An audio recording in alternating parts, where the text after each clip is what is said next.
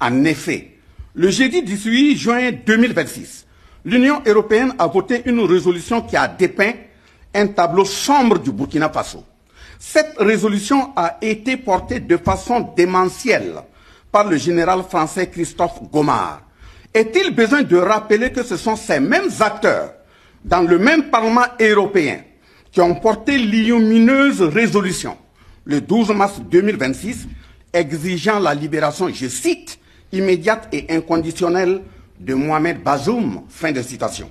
Ces résolutions au contenu de programmes de massacre des peuples noirs viennent attester clairement les sorties des généraux Michael Langley en avril 2025 et le français Lecointre, ancien chef d'État des armées françaises. Ce général français Lecointre qui a affirmé que l'Europe aura, je cite, l'obligation de retourner, fin de citation, un jour au Sahel. Dans des attitudes de condescendance, aux élans de nouveaux négriers, le général Lecointre a déclaré, je cite, l'Europe devra revenir pour aider à restaurer les États, les administrations et le développement, fin de citation. Leur compère général Gomard, accroché à un raisonnement pesant de rêverie, récite que le Burkina Faso est isolé de la communauté internationale, que le pays est suspendu des organisations régionales et internationales, que les libertés fondamentales sont réduites, que la situation sécuritaire s'est aggravée, que le territoire échappe au contrôle de l'État, que les populations ont besoin d'aide humanitaire, que le Burkina Faso sombre dans le chaos. Il ira jusqu'à insinuer que le Burkina Faso est devenu une menace pour ses pays voisins. Camarade Premier ministre, lorsque nous constatons que des individus ont été procréés, élevés et dressés pour ne faire rien que du mal, il faut qu'à un moment donné, nous osons rendre le mal par le mal pour que le mal sache que ça fait mal. Donc,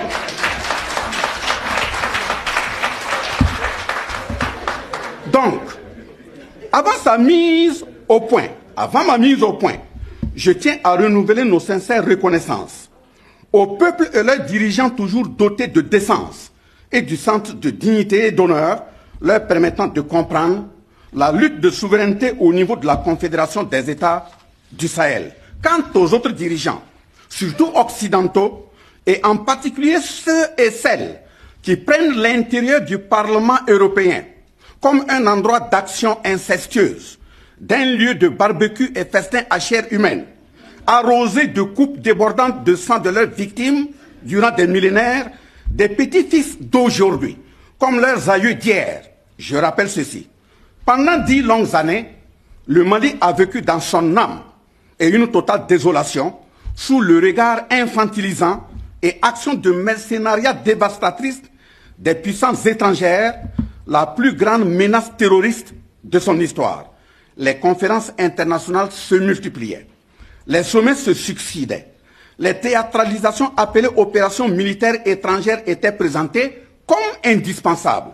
Les populations sahéliennes continuaient d'enterrer leurs morts, de fuir leurs villages, de voir l'insécurité gagner du terrain. La France et son général Christophe Gomard étaient au centre de ce désastre humain sous des sparadraps appelés Serval, G5 Sahel, Barkhane, etc. Cette France et son général Christophe Gomard voyaient tout, espionnaient tout, coordonnaient tout et pillaient tout.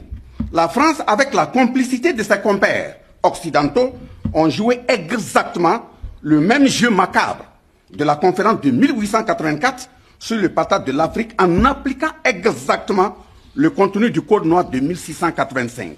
Elle a joué pleinement son rôle de pays prédateur. Elle a glissé après le Burkina Faso et le Niger dans sa besace. C'est donc pour refuser la continuité de la mort dans l'âme en assistant à l'enterrement continu de la force juvénile à travers les massacres physiques, la désarticulation de nos identités, le pillage organisé de nos ressources que les camarades général d'armée Assimi Goïta, général d'armée Abdourahmane Tiani et le capitaine Ibrahim Traoré, président en exercice de la Confédération des États du Sahel, ont pris la décision historique, le 23 septembre 2023 à Bamako, de créer l'Alliance des États du Sahel, après la Confédération des États du Sahel, le 6 juillet 2024 à Niamey au Niger. Ce choix n'est dirigé contre aucun peuple, mais il marque la fin d'une époque où l'Afrique devait constamment attendre son salut de l'extérieur. La Confédération des États du Sahel est née de cette conviction simple que personne ne viendra défendre nos terres, nos familles et notre dignité mieux que nous-mêmes. Depuis que les armées occidentales d'occupation ont été chassées, les dignifiés qui ont pris le pouvoir dans ces 3 pays ont réorganisé les dispositifs de défense et renforcé les armées nationales. Aujourd'hui, des progrès importants ont été enregistrés. En effet, la capacité de nuisance des terroristes a été considérablement réduite. Une grande partie des territoires a été récupérée. Les populations ont été réinstallées dans plusieurs localités. L'esprit de peur et de résignation a fait place à l'esprit de résistance et de reconquête. Les peuples du Sahel ont cessé d'attendre leur salut d'autrui. Le Burkina Faso, comme les autres pays frères, entretient des relations diplomatiques avec de nombreux États et développe des partenariats diversifiés et productifs qui n'ont rien à voir avec les décennies perdues avec la France. C'est aussi la preuve patente que le monde ne se limite pas à Paris, à Bruxelles et à Washington. Général Christophe Gomar et ses compères, qu'il a pu embarquer, retenez que le Burkina Faso ne revendique aucun privilège.